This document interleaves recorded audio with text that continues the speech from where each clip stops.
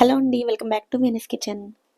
ఈరోజు వీడియోలో పుట్నాల పప్పు క్యారెట్ తోటి అప్పటికప్పుడు ఇన్స్టెంట్గా రెసిపీని ఎలా ప్రిపేర్ చేసుకోవాలో చూపించిపోతున్నానండి. వీటిని స్నాక్స్గా అయినా తీసుకోవచ్చు, లేదంటే లైట్గా బ్రేక్ఫాస్ట్ చేయాలన్నా కూడా ప్రిపేర్ చేసుకోవచ్చు. వీటిని ప్రిపేర్ చేయడానికి ఎక్కువ టైం కూడా పట్టదండి. 15-20 నిమిషాల్లోనే ప్రిపేర్ చేసేసుకోవచ్చు. వీడియోని ఎక్కడ స్కిప్ చేయకుండా చివరి వరకు చూసి మీరు కూడా తప్పకుండా ట్రై చేయండి. రెసిపీ కనుక నచ్చితే ఒక లైక్ చేయండి.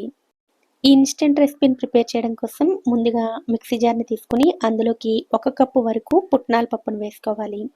ఇందులోకి 1 టీ స్పూన్ వరకు జీలకర్రను కానీ లేదా సోంపును కానీ వేసుకోవాలి. అలాగే 4 వెల్లుల్లి రెబ్బలను కూడా వేసుకుని మెత్తని పొడిలా గ్రైండ్ చేసుకోవాలి. ఇలా మెత్తగా ఉండాలి. ఇలా గ్రైండ్ చేసుకున్న ఈ పొడిని ఒక బౌల్లోకి వేసుకోండి.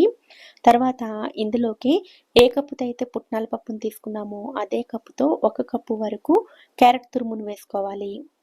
క్యారెట్ని తురుముకోవడం ఇబ్బందిగా అనిపిస్తే మీరు ముక్కల కింద కట్ చేసుకుని మిక్సీ జార్లో వేసుకుని అయినా సరే తీసుకోవచ్చు. కానీ ఎక్కడ ముక్కలనేవి లేకుండా చూసుకుంటే సరిపోతుంది.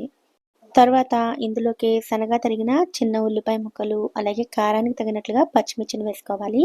నేను 3 పచ్చిమిర్చి వరకు వేసానండి.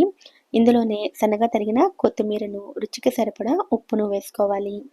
ఇంకా ఈ స్నాక్స్లో నేను ఎటువంటి మసాలాలు వేయట్లేదండి. మీకు కావాలంటే ఇందులోనే ధనియాల పొడి, గరం మసాలా లాంటివి వేసుకోవచ్చు.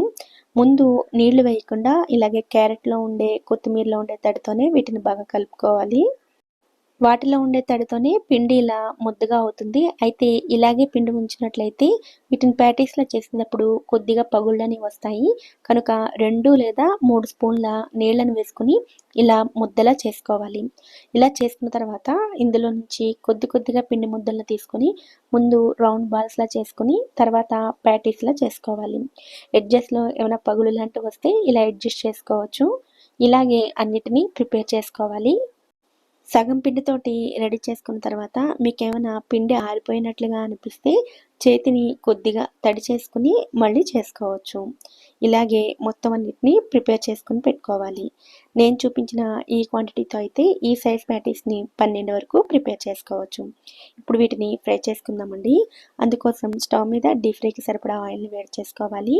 నూనె వేడైన తర్వాత మంటను మీడియం ఫ్లేమ్లోకి పెట్టుకుని రెడీ చేసుకున్న ప్యాటీస్ని ఆయిల్కి సరిపడా వేసుకోవాలి. ఈ పిండి చాలా సాఫ్ట్గా ఉంటుంది కాబట్టి వీటిని వేసిన వెంటనే కదపకుండా కొద్దిసేపు వేగిన తర్వాత 2 వైపులా తిప్పుతూ ఫ్రై చేసుకోవాలి. అలాగే లో టు మీడియం ఫ్లేమ్లో పెట్టుకుని ఫ్రై చేసుకున్నట్లయితే లోపల వరకు చక్కగా వేగుతాయి. హై ఫ్లేమ్లో పెట్టి ఫ్రై చేసినట్లయితే చాలా తొందరగా రంగు వచ్చేస్తాయి, కానీ లోపల మాత్రం సరిగ్గా ఫ్రై కావు. ఇలాగే లో టు మీడియం ఫ్లేమ్లో మంచి రంగు వచ్చేంత వరకు ఫ్రై చేసుకొని తీసుకోవాలి. ఇలా ఫ్రై చేసుకున్న వీటిని ఒక ప్లేట్లోకి తీసుకోండి. ఇవి ఆయిల్ని ఏమాత్రం పీల్చవండి. టేస్ట్ కూడా చాలా చాలా బాగుంటాయి. ఇలాగే మిగిలిన వాటిని కూడా ఫ్రై చేసుకొని తీసుకోవాలి. ఇలా ప్రిపేర్ చేసిన ఈ స్నాక్స్ని ఇలాగే సర్వ్ చేసుకోవచ్చండి. సెపరేట్గా కెచప్ కానీ చట్నీ కానీ ఏమీ అవసరం లేదు. డీప్ ఫ్రై చేయడం ఇష్టం లేకపోతే వీటిని షాలో ఫ్రై అయినా చేసుకోవచ్చు.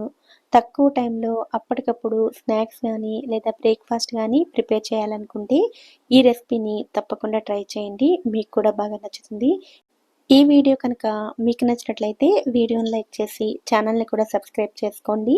నోటిఫికేషన్స్ మిస్ అవ్వకుండా ఉండడం కోసం పక్కనే ఉండే బెల్ ఐకాన్ని కూడా యాక్టివేట్ చేసుకోండి. Thank you so much for watching.